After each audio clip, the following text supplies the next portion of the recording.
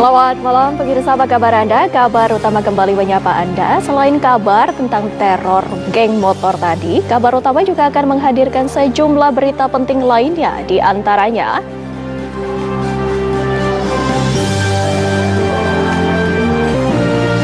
kabar penting lainnya bersama saya Windy Wellington. Ya, inilah kabar utama.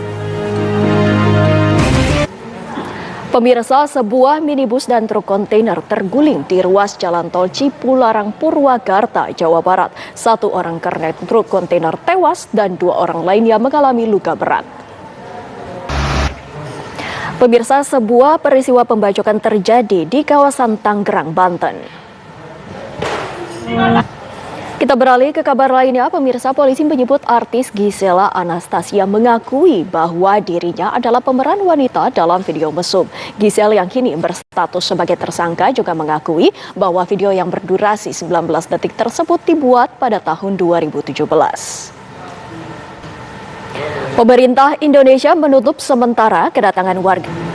Anda kembali di kabar utama, pemirsa. Pemerintah Indonesia menutup sementara kedatangan warga asing ke tanah air selama 2 pekan. Aturan itu diputuskan pemerintah agar virus corona jenis baru tidak menyebar di tanah air. Langsung saja kita bergabung dengan Yasin Idris di Bandara Soekarno-Hatta, Tangerang, Banten. Yasin, sudah berapa banyak WNA yang dibawa petugas untuk menjalani karantina hingga sejauh ini? Baik, untuk jumlahnya sendiri. Laporannya langsung dari Bandara Soekarno-Hatta. Pemirsa, penceramah Abdullah Gimnastiar atau AAG mengumumkan dirinya positif COVID-19. Menyikapi musibah itu, AAG mengimbau semua orang untuk lebih mematuhi protokol kesehatan. Pemirsa, warga gugat peraturan daerah atau Perda Penanggulangan COVID. Pemirsa, Pemprov DKI Jakarta telah membuat peraturan daerah atau Perda Penanggulangan COVID-19. Salah satunya mengatur sanksi denda bagi warga yang menolak vaksin COVID-19. Aturan itu kini digugat warga yang keberatan atas denda sebesar 5 juta rupiah. Lantas, bagaimana sikap Pemprov DKI? Inilah laporan utama denda penolak vaksin di DKI. Pemirsa, Pengadilan Negeri Jakarta Selatan mencabut surat. Anda kembali di kabar utama, pemirsa. Tri Risma hari ini mencuri perhatian saat belusukan perdana sebagai Menteri Sosial dengan meninjau kondisi pemulung di kolong jembatan. Sementara di Istana, Mensos mengingatkan penerima bantuan langsung tunai agar uangnya tidak digunakan untuk membeli rokok. Pemirsa, Pengadilan Negeri Jakarta Selatan hari ini mencabut surat perintah penghentian perkara atau SP3 atas kasus chat HRS dengan Firza Hussein pada tahun 2017 lalu. Polda Metro Jaya akan kembali melakukan penyelidikan kasus tersebut. Sementara itu, kuasa hukum HRS Aziz Yanwar menilai ada yang janggal dalam putusan PN Jakarta Selatan yang mencabut kasus chat HRS Firza pada 2017 lalu. Ia juga mempertanyakan gugatan perkara nomor 151 yang sudah diputus, padahal untuk perkara nomor 150 baru akan dipersidangkan 4 Januari 2021 mendatang. Pemirsa, kebakaran terjadi di kawasan padat penduduk di Kelurahan Buk.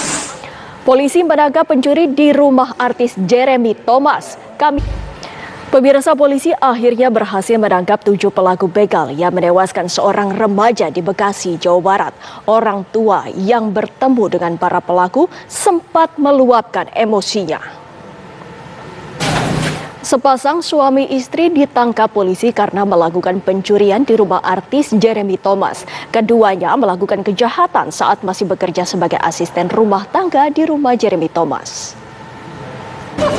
Pemirsa, seorang pemuda di Medan, Sumatera Utara tewas ditikam pencuri di rumahnya sendiri. Pelaku kaget kepergok oleh korban ketika akan mencuri telepon seluler.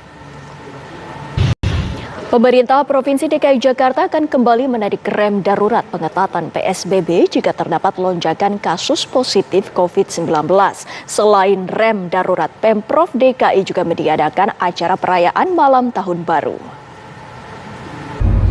Virus COVID-19 varian baru yang ditemukan awal bulan Desember lalu di Inggris membuat khawatir sebagian besar warga dunia, termasuk pula warga negara Indonesia di Inggris Raya. Lalu bagaimana kondisi terkini WNI yang berada di Inggris? Berikut cuplikan wawancara TV One dengan Duta Besar Indonesia di Inggris beberapa waktu lalu. Pemirsa, jelang tahun baru arus lalu lintas di ruas tol Jakarta Cikampek. Ada masih di kabar utama, pemirsa, jelang tahun baru arus lalu lintas di ruas tol Jakarta Cikampek Karawang, Jawa Barat terpantau truk tronton menabrak bus jurusan Surabaya Yogyakarta. Pelaku teror lem berbahaya kepada pesepeda perempuan di Sleman, Yogyakarta dibekuk polisi. Aksinya di 7 lokasi berbeda sejak bulan Oktober lalu menyebabkan korban mengalami luka seperti terbakar. Korea Selatan mengkonfirmasi kasus pertama. Pemirsa, jasad seorang wanita ditemukan di Sungai Sudimoro, Klaten, Jawa Tengah. Korban ditemukan warga saat mengecek saluran irigasi. Beralih ke mancanegara, pemirsa, Korea Selatan mengkonfirmasi kasus hujan salju lebat mengguyur sejumlah wilayah di Inggris. Sejumlah moda transportasi alami gangguan, namun anak-anak menjadikan turunnya salju sebagai arena bermain. Usai sudah kabar utama, pemirsa, perbarui terus informasi Anda dengan mengakses laman tv1news.com. Beragam tayangan dan informasi terbaru yang bisa Anda akses setiap saat. Saya Windy Wellingtonia, pamit undur diri. Terima kasih atas perhatian Anda. Selamat malam, sampai jumpa.